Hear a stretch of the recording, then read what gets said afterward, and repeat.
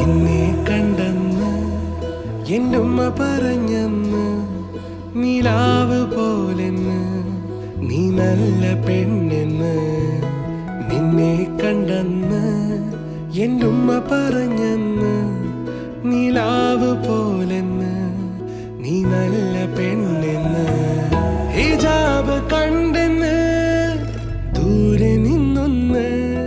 കിനാവ് പോലെന്ന് എൻ്റെ ഉമ്മ പറഞ്ഞു